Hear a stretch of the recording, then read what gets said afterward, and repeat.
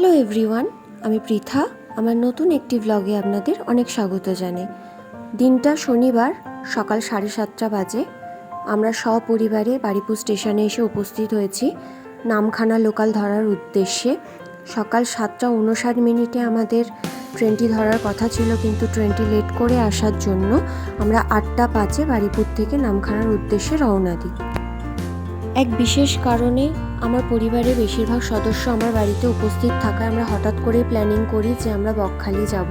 তো সেই মতো আমরা বেরিয়ে পড়ি এবং সকাল 10:12 নাগাদ আমরা নামখানা স্টেশনে গিয়ে উপস্থিত হই।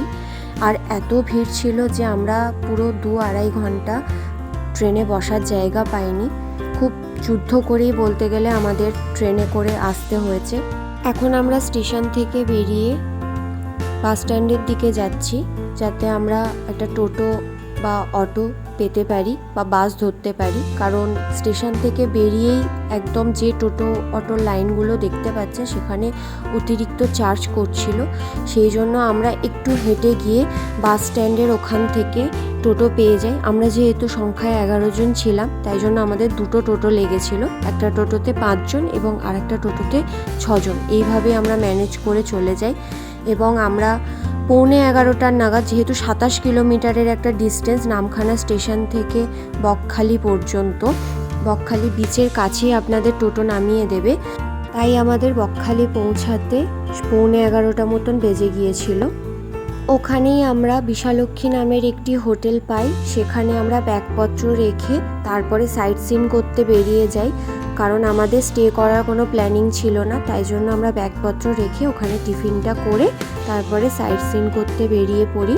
আর একদম হোটেলের উল্টো দিকেই টোটো স্ট্যান্ড ছিল, সেখান থেকে আমরা দুটো টোটো বুক করে নিই এবং আমরা প্রথমে যাই বেন ফিশে।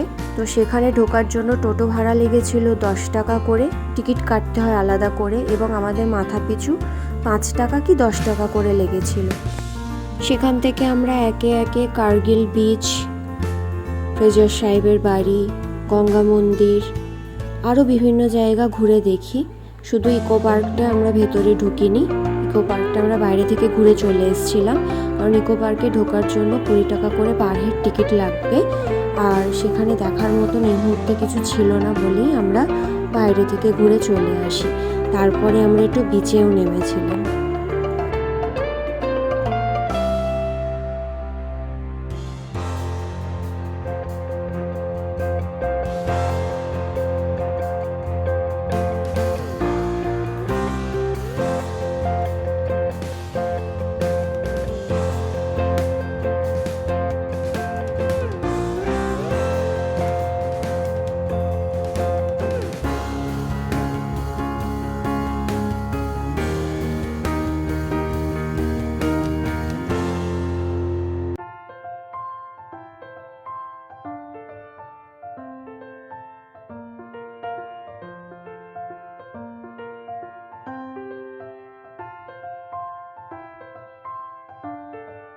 একটা কথা উল্লেখ না করলেই নয়, যারা গেছো বকখালি তারা হয়তো জানোই, কিন্তু যারা যাওনি তাদের জন্য খুব উপকারে লাগবে এই কথাটা। আমি প্রথমবার গেছি বকখালি এবং ওখানকার প্রত্যেকটা মানুষজনের ব্যবহার, টোটো দাদা থেকে শুরু করে যে হোটেলে আমরা খাওয়া দাওয়া করেছি, ইভেন শুধু যে হোটেলে আমরা খাওয়া দাওয়া করেছি কেন বলছি, আশেপাশের বিভিন্ন হোটেল বা যে কোনো জায়গায় মানুষজনের ব্যবহার এত ভালো, মানুষ এত কোঅপারেটিভ, সত্যি ভাবা যায় না। একটা ট্যুরিস্ট প্লেসের মানুষ সবসময় খুব খিটখিটে হয়, আমরা দেখে এসেছি, অতিরিক্ত চার্জ করে, কিন্তু ওখানে এতটা রিজনেবল যে কোনো জিনিস। হ্যাঁ, গাড়ি ভাড়াটা বাদ দিয়ে, কিন্তু আপনি যদি একটু দরাদরি করেন গাড়ি ভাড়াটাও অ্যাডজাস্টেবল হয়ে যাবে, কিন্তু বাকি সমস্ত কিছুতে মানুষের ব্যবহার এত সুন্দর, অতুলনীয়। আমি প্রথমবার গিয়ে সত্যি আমার এত ভালো লেগেছে, আমি আবার যদি কখনো যাই আমি সেই মানুষজনের সাথে গিয়ে আবার কথা বলতে চাই। মানে এতটাই ভালো লেগেছে। এখনকার দিনে এতটা আন্তরিকতা, এতটা ভালো মানসিকতার মানুষ কিন্তু পাওয়া যায় না।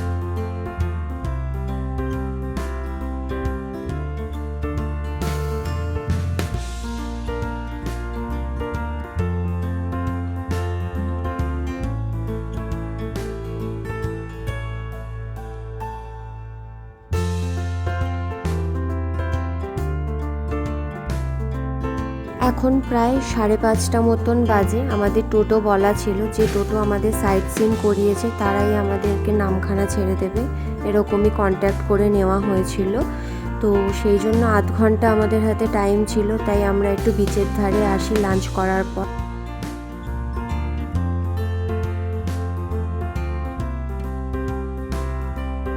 আমরা 6:30 নাগাদ বকখালি থেকে বেরিয়ে যাই বাড়ি ফেরার উদ্দেশ্যে। যদি ভিডিওটা ভালো লেগে থাকে please like, comment, share and subscribe করে দিও। শেষে আমাদের কিছু মুহূর্ত তোমাদের কাছে তুলে ধরলাম, আমাদের বকখালি স্মৃতি।